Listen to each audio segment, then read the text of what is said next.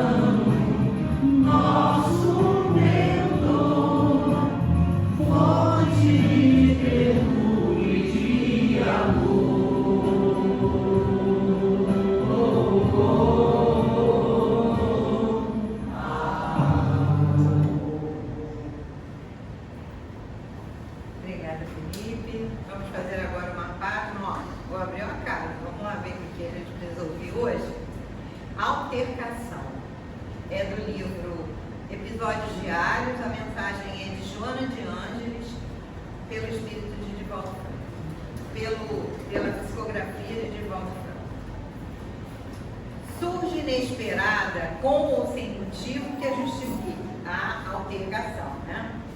Toma vulto e leva as mais cruéis consequências se não é policiada a tempo. Tem início numa palavra destituída de maldade, num olhar de aparente reproche, numa negativa ou simplesmente em nada. A altercação é virose que contamina com facilidade. Perturba o discernimento, desarmoniza a emoção e deixa rastros significativos no comportamento alterado. Os altercadores sempre encontram motivo para as suas discussões infrutíferas.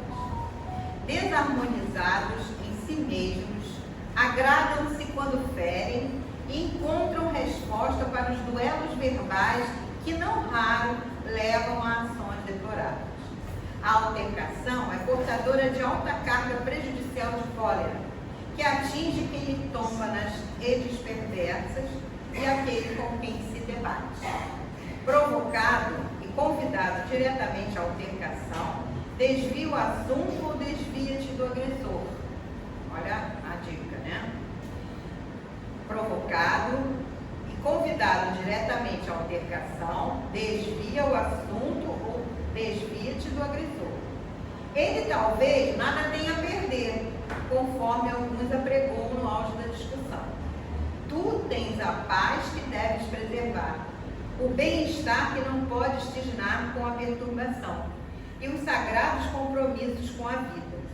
Não te detenhas nunca em altercação, porquanto todos aqueles que se permitem induzir deixam-na arranhados, quando não saem vítimas de sutis mutilações emocionais ou orgânicas, graças aos golpes que sofrem na lata. Né? Às vezes a gente precisa ouvir certas coisas que a gente não presta muita atenção, né? Então fica aí a mensagem desta noite, vamos fazer a nossa prece agora. E nesse momento, elevemos o nosso pensamento ao alto, pedindo a Deus, nosso Pai Criador, a Jesus, nosso Mestre querido, a Germano, mentor espiritual desta casa, e toda a sua falange de trabalhadores, que nos envolvam com seus fluidos benéficos, que possamos receber nesta noite aquilo que precisamos, seja o que for, às vezes a gente nem sabe, mas Ele sabe do que precisamos, e aquilo que for possível e merecido, com certeza será feito. Pedimos também por todos aqueles nomes que vocês colocaram ali nas caixinhas, de irmãozinhos encarnados e desencarnados, que estão no nosso coração e na nossa mente, e que também precisam dessas vibrações amorosas. Pedimos pela fluidificação das águas, que a equipe responsável faça o seu trabalho. Pedimos pelo nosso querido irmão José Carlos, que fará uso da palavra, que seja inspirado e amparado, né, no seu estudo desta noite. E assim, então, pedimos a permissão para dar início à reunião desta noite. Que assim seja, graças a Deus. Seja bem-vindo, meu querido irmão, mais uma vez muito obrigada. Tá? E agora é com você. Tem alguém que está pela primeira vez hoje? O casal teve já uma vez aqui, né? Então, sejam bem-vindos mais uma vez, tá? O nosso irmãozinho agora está com a palavra. Agora vamos ter que se defrontar com o Carlito, que mandou serem teimosos, que era a primeira vez. Ele insistiu agora. Olha, muito boa noite a todos. A gente traz aquele abraço fraterno da Associação Beneficente Espírita Bezerra Menezes, na estrada do Mato Alto 958, em Guaratiba, próximo ali da Fazenda do Modelo, bem pertinho da estação Mato Alto do PRT. E a dona Marlene Mendonça, nossa presidente, a diretoria executiva e o corpo de trabalhadores, todos envolvidos nesse abraço fraternal, grandão, envolvendo encarnados e desencarnados, porque eles não faltam, né? Então, numa casa de Deus, não existe cadeira vazia, né? E eles estão conosco. Antes da gente começar a falar sobre os 168 anos do Livro dos Espíritos, eu vou fazer uma ressalva da última vez que eu aqui estive, em março, quando eu falei aqui dos 36 doutores da igreja. Ainda fiz a observação, olha, se eu estiver errado, me corrijam da última vez, mas eu não esperei não, eu mesmo fui corrigir. Na verdade, Santo Irineu de Lyon, ou de Lyon, na França, que é o 37º doutor da igreja, foi entronizado nesse seleto grupo, lançado nos cânones da igreja, pelo nosso querido recém-despedido da terra, Papa Francisco. Eu tinha dito que foi o Bento XVI, não foi. Foi no dia 21 de janeiro de 2022. Quem assinou o decreto foi o Papa Francisco. Então, eu vou deixar para depois passar para o Gilvan, que ficou esse ato falho aqui. Eu falei, mas sabe quando a gente fala, fica aquela, acende a luzinha assim, ou alguém puxa a orelha da gente interna, ó, não é isso não, né? Aí eu engoli em seco, continuei rindo, né? Não posso demonstrar aqui. Passamos o recado, mas o recado estava errado, então a gente fez a ressalva, tá? Pedindo as devidas desculpas.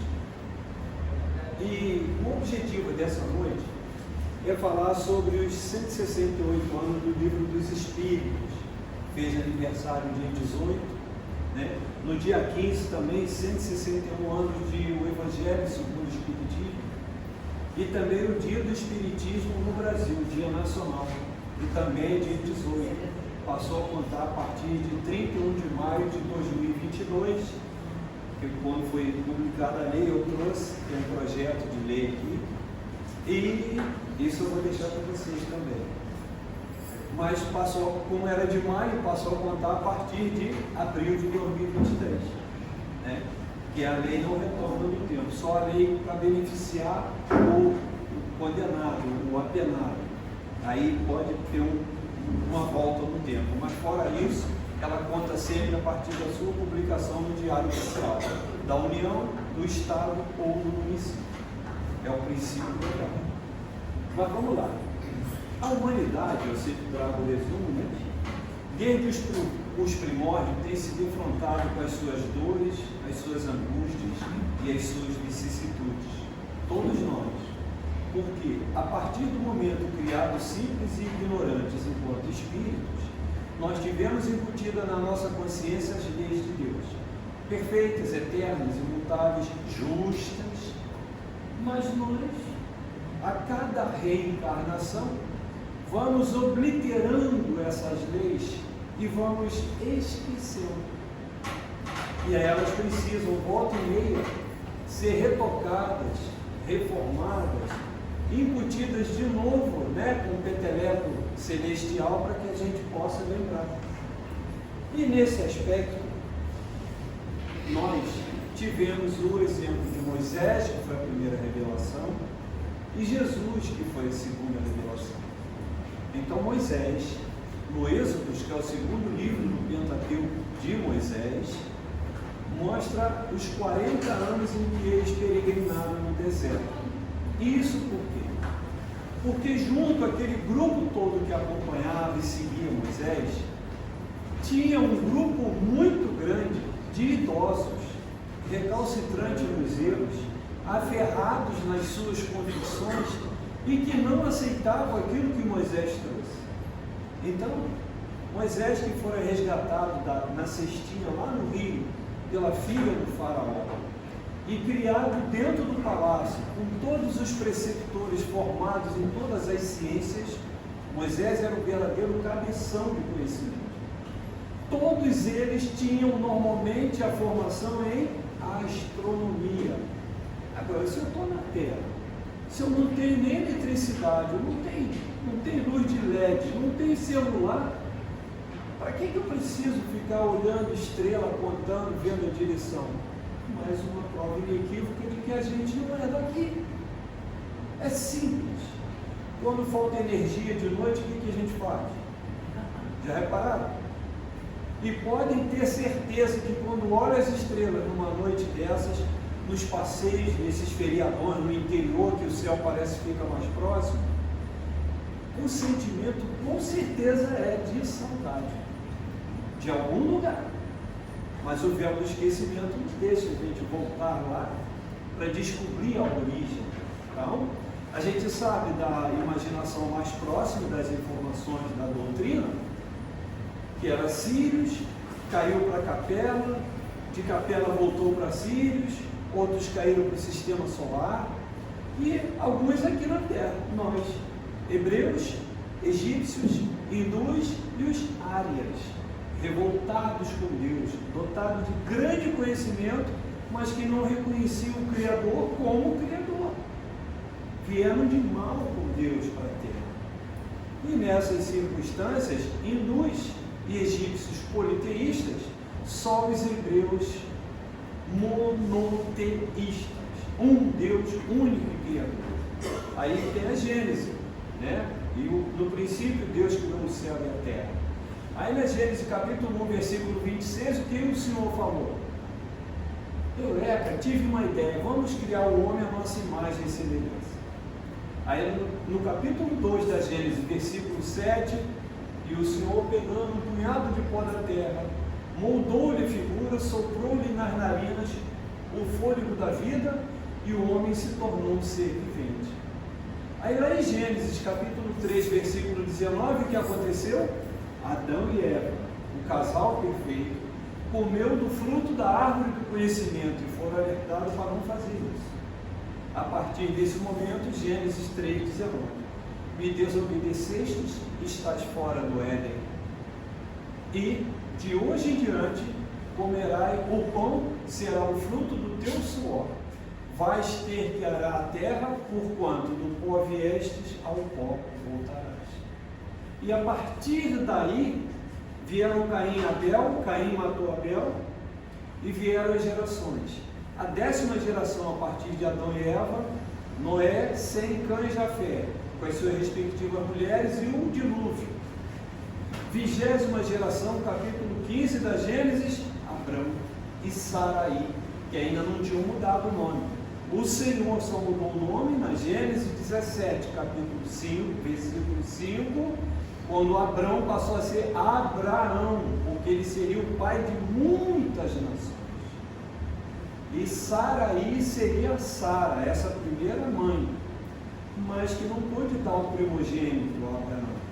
Aí permitiram que Agar, que era a serva egípcia dela, concebesse de Abraão Ismael, o nosso querido Ismael. Nós temos Ismael para chamar de nosso. Anjo protetor do Brasil. Olha lá, Brasil, coração do mundo, pátria do Evangelho. Lá no finalzinho, vamos dar uma pincelada. E aí a coisa veio descendo, descendo, descendo. E com Moisés sendo resgatado, liderou todo aquele grupo. Uma geração equivale a 20 anos. Crescer, estudar, trabalhar, casar, ter filhos. 20 anos. Porque em Israel, com 12 anos já há emancipação, vai trabalhar. A menina ainda tem um resguardo ali e tal, se não tiver uma qualificação, não mostrar um dom para tocar um instrumento, alguma coisa. Mas o menino com 12 anos vai trabalhar e pode até casar. Como não responde pelos atos da vida civil, porque ele não é reservista, os pais representam e aí há os casamentos de interesse. Então, para que alguém daqui, de nós, não judeu, para contrair matrimônio com um deles, primeiro tem que se converter. Fora isso, não entra. É só para eles, são exclusivistas. E nessas circunstâncias, voltando a Moisés, nesses 40 anos, 2 gerações de idosos, aqueles de 90 e pouco, de 70 e pouco, foram naturalmente engolidos pela terra, nas sepulturas. E ele vagando esses 40 anos, quando em 4 meses ele podia, quando muito 4 meses ele podia chegar. Mas ele precisava expurgar esse grupo para que os mais jovens pudessem ser então melhor orientados e melhor assimilados naquela lei que Moisés trouxe. Por isso essa necessidade dos 40 anos. E a partir daí houve a escravidão, a primeira lá no Faraó em 1700 a 1300, porque o Senhor disse a Abraão, Gênesis capítulo 15, versículo 13, que aquele povo gerado por ele cairia em escravidão durante 400 anos, e aconteceu. Foi Moisés que escreveu, a gente só estudou. E aí foram 400 anos.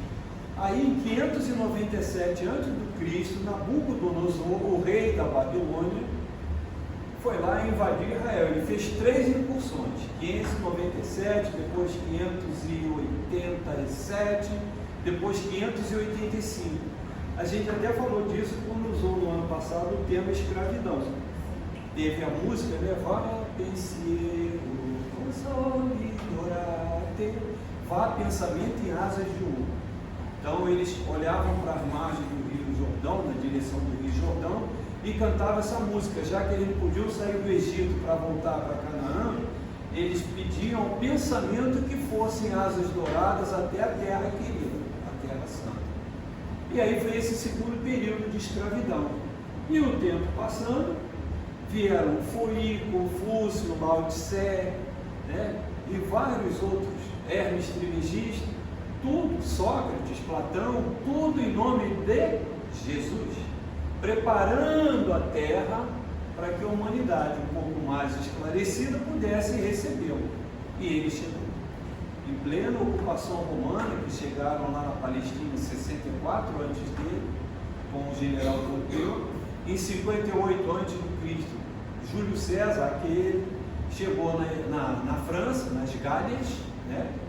E em 30 antes do Cristo, Marco Antônio chegou no Egito, se consorciou com Cleópatra, e aí os poderosos de Roma, temerosos de que essa associação levasse ao declínio do Império Romano, então obrigaram a via ao suicídio de Estado, ou suicídio forçado.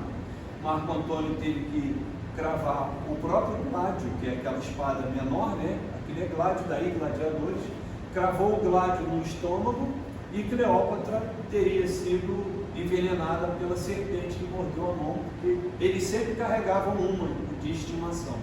No momento crítico, eles então apelavam: vem cá, meu bichinho de estimação, me dá um beijo e me mata. Era assim, era desse jeito. E o tempo passou e Jesus chegou. Jesus chegou. Lá em Mateus, capítulo 10, Jesus convocou os 12 apóstolos. Lá em Lucas, capítulo 10, também os 70 discípulos. Mas antes disso, Jesus vagou 40 dias e 40 noites no deserto. Está em Mateus, capítulo 4, e o diabo só oferecendo as coisas boas. Em outras denominações religiosas é Satanás, né? E a gente veio seguindo. Deixou as lições, 4 sermões, 63 parábolas, as bem-aventuranças lá no Evangelho de Mateus, capítulo 5, versículos 4 a 10, o Pai Nosso, Mateus, capítulo 6, versículos 9 a 13, deixou isso para a gente. Prodígio, milagre, cura, ressurreição e a mensagem. Aonde nós, espíritas, entramos nessa história? Todo o tempo, mas em especial quando na quinta-feira santa, Jesus, junto com os 12, aqui tem 14 cadeiras, tinha 12 e ele, ainda sobrou uma cadeira. Muito bem. Jesus deu a mensagem que iria partir. E, em estado questionado por Tomé e por Pedro, ele disse: para onde eu vou, vós ainda não podeis ir. Eu vou ao meu Pai. Mas não pode, Senhor, nós que não vamos. Mas por que ainda não podemos? Aí João 14, versículos 5 a 7. Eu sou o caminho, a verdade e a vida. Ninguém vem, observe, ninguém vai não. Ninguém vem ao Pai senão por mim. Então Jesus, em nome de Deus, dizia: ninguém vem ao Pai. Ele estava investido dessa autoridade. E aí ele citando os exemplos, porque os próprios apóstolos disputavam entre si a preferência de Jesus. Todos queriam saber entre eles quem era o maior entre eles próximo de Jesus. Aí ele diz, João 14, versículos 15 a 17: assim como eu vos amei, que vós vos ameis uns aos outros. Fazei isso, e quando eu for ao Pai, pedirei que vos mande um ajudador que ficará entre vós para todo sempre. O ajudador consolador.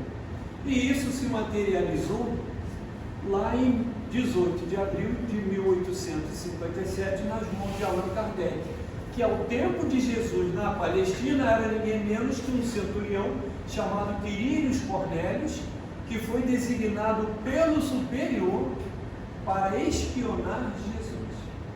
Mas, envolvido naquela aura benfazeja, o que aconteceu?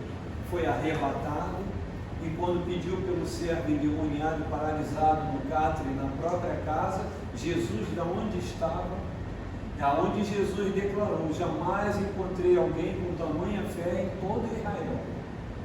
Para Jesus falar isso. Agora, acreditem ou não, se acham que Jesus conheceu esses espíritos na Palestina, bota tempo nisso, 40 mil anos, 50 mil anos. Quem tiver oportunidade de ler um livro chamado Exilados por Amor, vai descobrir que já existia manipulação genética num orbe da constelação de Capela. E aí tinha o Ernesto. Dizem, inclusive, que poderia ter sido uma das encarnações do Dr. Bezerra, mas eu não tenho a garantia de quem falou. Eu não tenho a fonte segura para afirmar isso, só estou comentando. E fazia manipulação genética para vencer a morte, usando embriões. Então, para você prolongar a vida de um, tem que matar o outro. Então, Ernesto era esse engenheiro genético. E que tinha um cunhado, ele era casado com Elvira, e tinha um cunhado chamado Ferdinando. Muito, não é o do Vai Que Corre, é o outro. Muito, mas muito invejoso. E queria ter o bônus que tinha Ernesto, mas não queria o ônus de pesquisar, de trabalhar, de estudar. e aos poucos foi envenenando a comida de Ernesto. E eles se engalfinharam depois de Ernesto estar na erraticidade. Ele fez com que Ferdinando se projetasse do alto de um edifício moderníssimo, tipo aquele Burj Khalifa, lá na Arábia, de 800 andares, 800 metros de altura. E eles se projetaram e ficaram por muitos séculos, segundo esse livro, engalfinhados um no pescoço do outro na erraticidade. Não reencarnava, eles iam de um canto para o outro se engalfinhando. E passou. Aí a continuação desses exilados por amor é Jornada dos Anjos. A escritora dos dois é Sandra Carneiro. Quem intuiu é na psicografia trazida pelo espírito Lúcio. Então eles vêm até Constantino, que deu a liberdade para a Igreja Nova, e inclusive nesse livro tem personagens que vêm ao Brasil. Aí vão para os Estados Unidos, vêm ao Brasil, rodam para lá, rodam para cá. Muito interessante isso. Para mostrar que há 40 mil anos, 50 mil anos, 40 mil anos, já se falava em alteração genética. Não a mutação natural, mas a engenharia do homem, vamos dizer assim, ou de um espírito encarnado, seja de que forma for. E o mundo veio seguindo. E Jesus, que tem a sabedoria infusa, Jesus, em tese pelos estudiosos, Jesus sabe tudo de tudo. Então ele veio pequenininho para mostrar o exemplo da humildade, aprender o ofício da carpintaria com José, seguir aquilo que seria necessário para dar um exemplo de família. Constituição da República Federativa do Brasil, 5 de outubro de 1888, artigo 226. A família, vírgula, base da sociedade, vírgula, terá especial proteção do Estado. Então, quando se fala de Bolsa Família, isso aí não é para o pessoal, isso é só vagabundo que recebe, é para que não haja desintegração daquela família. E não é benesse de governo, é uma determinação da Constituição. E não é o governo que faz, são deputados e senadores. Não faz mais que obrigação cumprir aquilo que está lá. Foi votado e foi promulgado no Congresso Nacional. Isso não é a favor de nenhum presidente para ganhar voto, não. Então está lá na Constituição. E lá no passado também existia isso. Até Roma fazia isso, pão e circo. Só que com o circo distraía, com o pão não deixava matar de fome. Por quê? Tinha que cobrar imposto. Tinha que justificar o imposto, para que aqueles que estavam no poder, se locupletassem e se mantivessem. Mas Jesus veio provar que isso tudo estava errado. E o crucificaram naquele madeiro infame. E aí, conforme prometido, a igreja, inicialmente perseguida, passou a perseguir. Em 1054, grande cisma. Igreja Católica Apostólica Romana, Igreja Católica Apostólica Ortodoxa.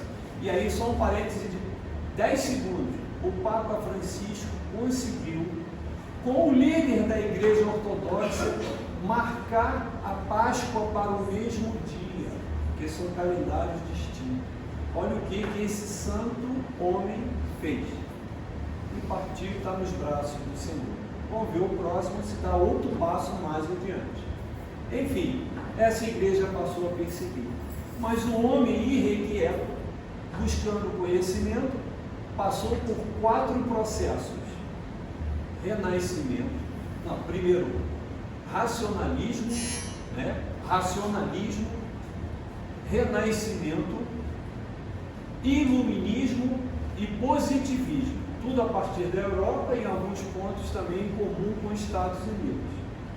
E isso tudo faz um conjunto chamado antropocentrismo. Então o homem era o centro do universo, se julgava aqueles intelectuais da época. Jesus veio mostrar que não era. E isso começou a irritar a igreja até então. E aí veio a Inquisição. Em 1376, na Inglaterra, John Wycliffe, o primeiro reformador, traduziu a Bíblia do latim para o inglês, porque o latim era dominado só pelo clero e pela realeza. O povo não tinha acesso. É a mesma coisa que pegar a Constituição hoje ali e chegar embaixo do viaduto para aquelas pessoas que estão em situação de rua. Vamos falar do artigo tal. A única coisa que ele sabe ali é aonde aquilo se transforma em algum benefício para ele. Uma camisa, uma calça, uma garrafa d'água, uma marmita para almoçar ou para jantar. Ele está nessa fase ainda primitiva em situação material, mas às vezes no intelecto, espiritualmente, ele está uns 10, 20, 50 anos à frente da gente, que chega feliz. Senhor, que felicidade ser útil de trazer essa quentinha para esse irmão. Aí você se ajoelha para não dar ideia de superioridade. Você se ajoelha, olha nos olhos, que é o nível dos olhos, e conversa com eles. Então a gente fez um trabalho junto com outros grupos espíritas em Campo Grande, mas aí a minha imunidade baixou por causa da quimioterapia, já passou há muito tempo, e aí veio a história da Covid, e a gente vai retomando aos poucos. O Curupaiti, durante 20 anos, a gente visitava, teve que dar uma parada, que a imunidade veio, chegou a 18. Aí tem que tomar uma dela 50 mil. E fiz prova. Pois é. Aí na Inglaterra veio John Wycliffe, em 1376. Na República Tcheca, Jan Hus, uma das encarnações de Kardec. Leiam os luminares tchecos, Vera Krianovskaya, J.W. Rochester. E depois Martinho Lutero na Alemanha, em 1517, e depois 1533 João Calvino. Esse foi o único que não traduziu a Bíblia do latim para o francês, mas Ian Russo traduziu do latim para o tcheco, Martinho Lutero para o alemão, e veio com aquelas 95 bulas que ele mandava cravar na porta da igreja. Aí o público semi-analfabeto, tinha sempre um entre eles que sabia alguma coisa, vinha, trazia aquilo tudo e trocava em miúdos, todo mundo começou a aprender. E a igreja mais, e a igreja mais. Aí veio um cidadão chamado Hippolyte Léon Denisard Rivet, na pele de Allan Kardec depois, mas lá na França, junto às mesas girantes, falava quase 10 idiomas, formado, mestre em várias ciências, foi escolhido para ser como pedagogo, auxiliar, informado, orientado pela pestalose, para codificar o livro dos Espíritos. Se no passado eram espíritos inspirados, como foi Moisés, os profetas Samuel, Daniel, Ezequiel, Malaquias, Jeremias, Elias, todos esses, Samuel, todos esses inspirados, agora não, eram os espíritos diretamente trazendo a Kardec, que fez uma coletânea de perguntas que ele colheu. É como hoje se faz uma consulta pública. Então eles fazem essa reunião no Congresso e vão para a rua pesquisar, perguntar, convocam professores, especialistas em cada matéria, para nessa consulta pública preparar o arcabouço de uma nova lei, para que não fique ninguém de fora, ou alcance a maioria da população. Nesse aspecto, Kardec fez isso. Então, aquele Deus vigoroso, dotado de ira, que castigava, que penalizava, fazia, eu ia falar até um outro, mas fazia tudo de ruim, dotado de ira, atributos colocados pelo homem, Jesus veio mostrar que não era bem assim. Porque na primeira revelação de Moisés, a humanidade ainda estava num estágio de ignorância muito grande. Jesus, a segunda revelação, já veio num outro estágio preparado por aqueles que eu citei agora, Confúcio, Fourie, Sócrates, Platão, aquelas coisas. A terceira revelação, que é a doutrina espírita, materializada com o livro dos Espíritos, em 18 de abril de 1857, codificado por Kardec, na primeira edição, tinha 501 questões. Só quando ele revisou, lá em 1860, concluiu em 2 anos e pouco a primeira revisão completa, é que pulou para 1019 e por um lápis, talvez dele, a questão 1011 vocês não vão achar no livro do Espírito. De 1010 pula para 1012. Mas estão lá as questões. Se somar as questões que tem subperguntas, deve ter mais ou menos aí de 1350 a 1400 questões naquele livro. Mas numeradas tem a 1019. Então esse foi o primeiro passo que Jesus encontrou a partir dessa segunda revelação para inspirar, intuir e orientar espíritos superiores. No próprio livro dos Espíritos, o meu que é antigo, página 49, tem 10 entidades lá. São Luís, São João Evangelista, São Vicente de Paulo e Santo Agostinho. Santos. Quem deu esse título? A Igreja Católica. Mostra que nós temos o quê? Tolerância religiosa. Nós aceitamos, nós acatamos. Se convidar, olha, ontem eu comi uma feijoada lá em Japi. Feijoada de São João. Chamou 0800. Quer dizer, eu não fui só pelo feijão, vou pela fé também. Tem que acreditar, né? Vai que, né? Ó, o cara tem uma lança daquele tamanho, um cavalo daquele tamanho. Pô, não, ó, São Jorge, eu vim aqui só pela feijoada. Sem compromisso, não vou fazer orçamento. Olha, como é que fica? Eu tenho que acreditar. Na verdade, eu fui levar um casal de primos, que ele não está podendo dirigir, que também passou pelo câncer. Aí toma uma vacina para baixar a taxa de testosterona, para não dar recidiva do câncer. E aí, como tem que pegar Rio Santo, Arco Metropolitano, né, cair lá por dentro, aqui, cruzar a luta, aquele negócio todo. Aí lá fui eu, cheguei em casa 22 horas. Gente, eu estou todo picado de mosquito, olha que eu passei repelente. Mas não tem bem, lá é diferente, lá é diferente. Mas enfim, nós não temos a intolerância religiosa. Eu tenho intolerância à lactose, mas aí sou eu, né? Mas a intolerância religiosa eu não posso ter. E por isso, não é religião espírita, é doutrina espírita. E nessas circunstâncias, a mensagem do Cristo veio, está quase acabando. E nós fomos recebendo essas missões e sendo acordados para voltar a acreditar nesse Deus que a gente foi se afastando. E o antropocentrismo que a gente citou ainda agora é uma dessas vertentes em que a gente se acha que é o dono de tudo. Teve até novela, o dono do mundo, né? E nessas circunstâncias, em 1861, depois da segunda revisão, um amigo do Kardec chamado Maurice Lachatre, ele estava radicado em Barcelona, na Espanha. Aí pediu 300 livros para ajudar na divulgação. Ele era livreiro, Kardec mandou Livro dos Espíritos, Revista Espírita e vários outros periódicos que falavam da doutrina dos Espíritos.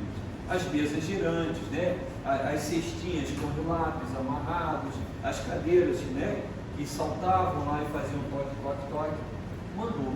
Mas a Igreja Católica, aquela mesmo, né, que foi perseguida e passou a perseguir, era o bispo de cada cidade, era o senhor da vida e da morte para todo mundo. A igreja era aquilo, com os seus dogmas, os principais são 49 dogmas.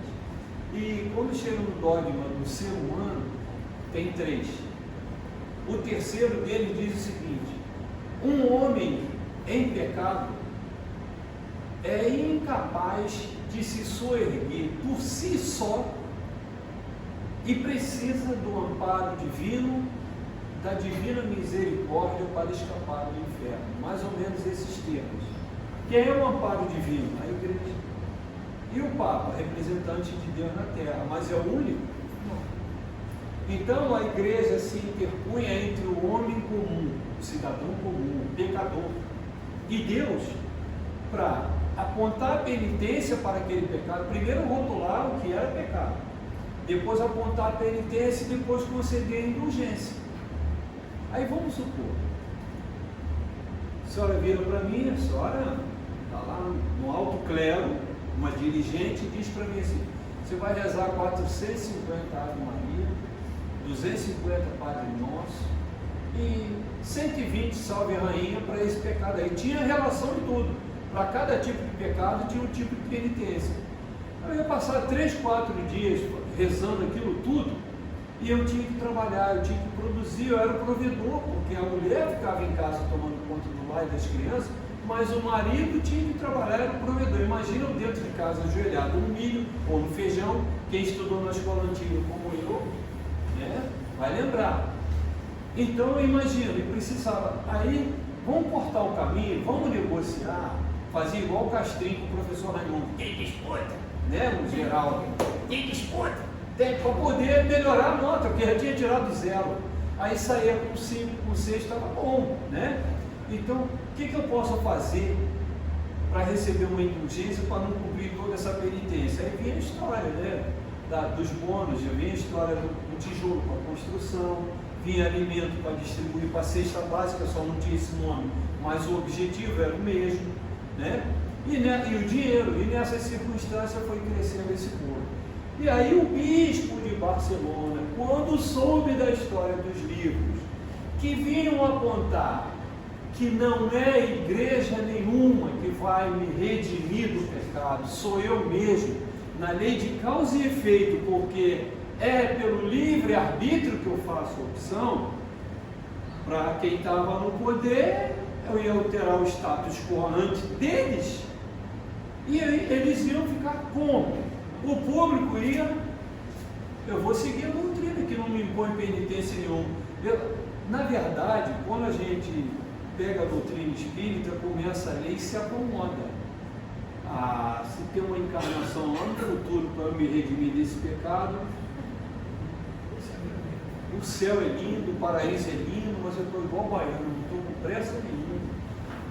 Deixa que aí daqui a 3 ou 4 encarnações, mas sem nenhum sentido pejorativo, tá? É só porque é emblemático essa situação, porque eu conheço baianos muito trabalhadores. E nessas circunstâncias, a gente vai adiando a reforma íntima. Então lá tem uma imposição, tem uma cobrança. Em outras denominações eu tenho que pagar o dízimo. Vai lá no último livro do Velho Testamento, Malaquias, capítulo 3, versículos 7 a 10, que o Senhor manda recolher o dízimo à casa de mantimentos. E se assim o fizerem, o Senhor vai promover a abertura de uma janela no céu, por onde vai descer a abastança para cada um que contribuir. E eles estão aqui, não tem nada disso. Você contribui com o que pode, quando pode, como pode. Não pode com dinheiro, com dinheiro para a cesta básica e com roupa, você vem e trabalha. Então, não tem cobrança, porque é o livre-arbítrio. E aí o bispo de Barcelona, em 9 de outubro, só tem 5 minutos, o bispo de Barcelona, dia 9 de outubro de 1861, mandou queimar as 300 obras em praça pública, que ficou conhecido como Auto de Fé em Barcelona. E ao invés de converter isso em memória do passado, Kardec, na Revista Espírita, em novembro daquele mesmo ano, fez uma publicação de um texto dizendo que nem os Pirineus seriam capazes de impedir que as ideias promanadas daquela obra queimada chegassem onde deveriam chegar. Então, para quem não lembra, Pirineus é uma cadeia de montanha que divide a França da Espanha.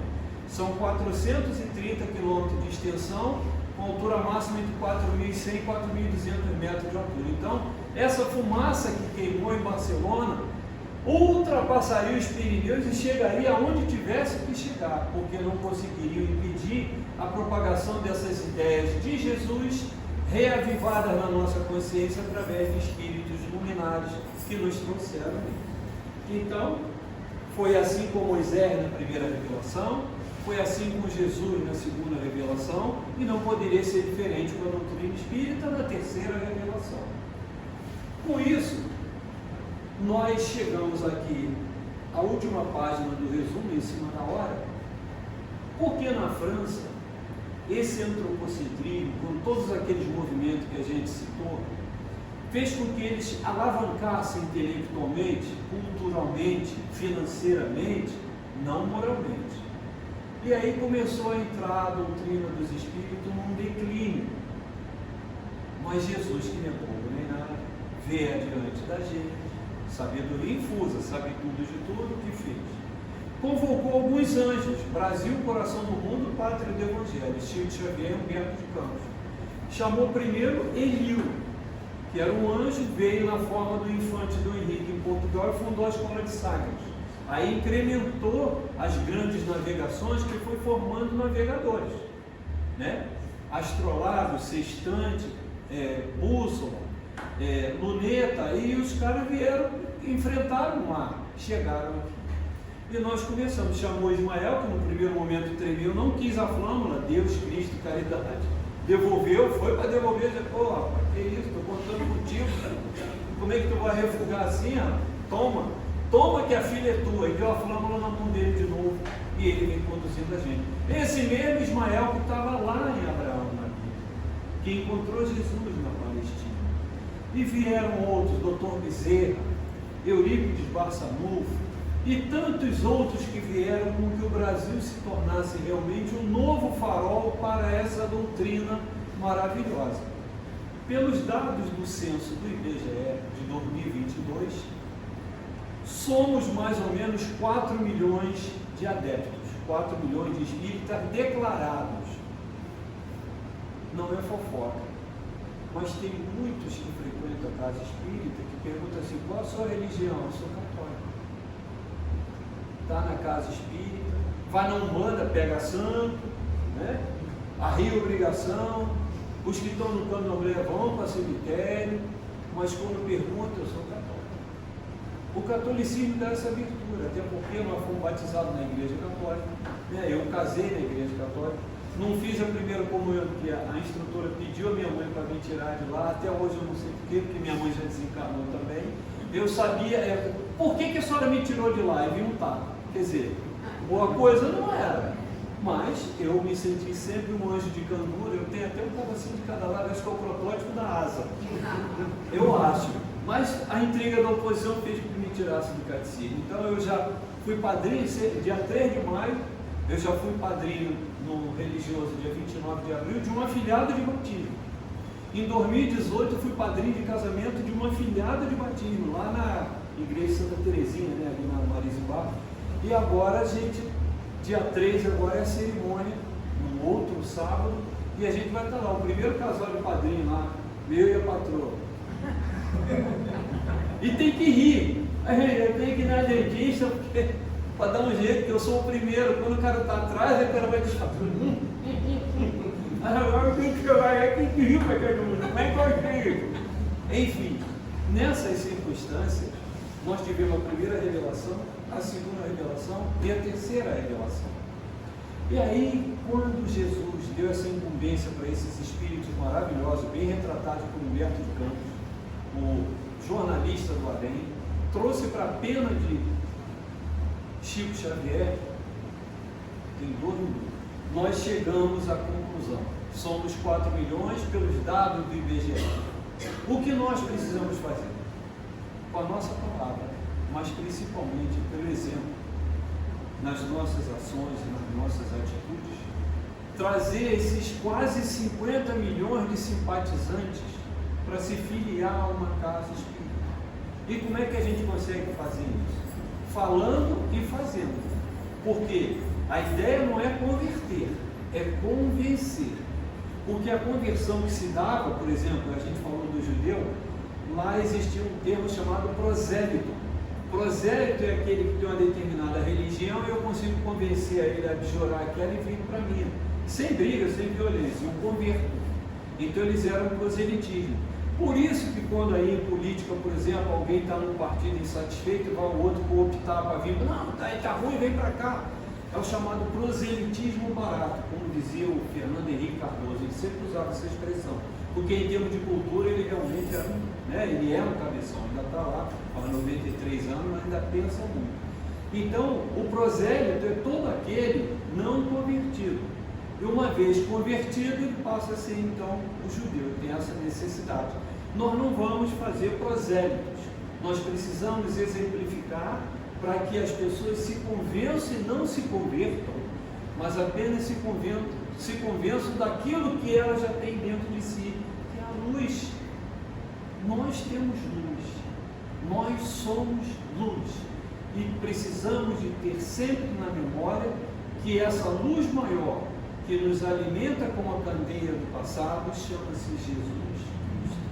Então, o que a gente precisa fazer é isso, convencer esses quase 50 milhões de simpatizantes a virem de vez para o nosso time, porque nós estamos precisando, estamos envelhecendo e a gente vê evangelização infantil aí capengando, dificilmente tem 8, 10, 15. Lá no Leão de Mim, na quinta-feira passada, eu fui falar também sobre parte desse tema e tinha um grupinho Jesus é a porta, Kardec é a chave. Eles cantando lá a musiquinha. Lá na BBM as crianças de lá fizeram também. Mas tinha umas 15 crianças.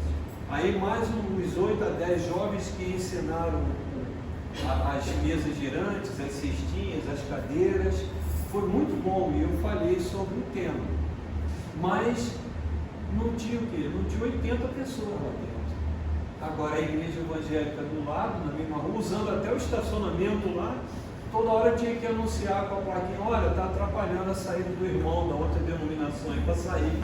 Aí o pessoal da tia, eu estava perdendo público, porque eles tinham que sair para buscar, tirar o carro porque estava atrapalhando. Aquele lugar lá não é deles, mas eles acham que é. Então, eu trouxe aqui também, ó, o projeto de lei que é do senador Eduardo Girão, do Podemos Ceará. Ele fez o projeto de lei 3789 de 2019, propondo o Dia Nacional do Espiritismo. Aí foi assinado pelo presidente da época, nosso Jair Bolsonaro, dia 30 de maio de 2022, publicado dia 31 de maio de 2022 no Diário Oficial, mas como era maio, o dia era em abril, então teve que contar a partir de 2023. Então, a partir de 18 de abril de 2023, nós temos o Dia Nacional do Espiritismo, que é no dia do Livro dos Espíritos, do lançamento, e aniversário de nascimento, data de nascimento, do nosso queridíssimo Monteiro Lobato. Então, a gente fica feliz por ter conseguido trazer, desde o início até aqui, essa história de por que esses 168 anos do Livro dos Espíritos, a necessidade da reforma íntima e essa necessidade de mantermos acesa essa chama de levar a palavra e as ações voltadas para o Cristo em favor do próximo, como ele disse lá em João 14, versículos 15 a 17, que nós nos amemos uns aos outros, não como ele nos amou, como ele nos ama, e vai continuar amando, porque ele, acredito que já seja perpétuo. E nós vamos chegar perto, ele deve ter uns 5 bilhões de anos, talvez, de idade. A gente deve ter 100 mil, é logo ali, só depende de nós. Então, a todos vocês, o nosso abraço solidário, o meu carinho, o meu respeito e a minha gratidão por mais uma oportunidade de trabalho de estar aqui com vocês. Aqui é bom. É bom estar. E é bom tê-lo aqui também, meu pai. Com certeza, gratidão nossa pela sua palestra. Então, para os internautas, deem like, compartilhem, para que a gente possa divulgar o Espiritismo, que é a maior caridade que a gente faz com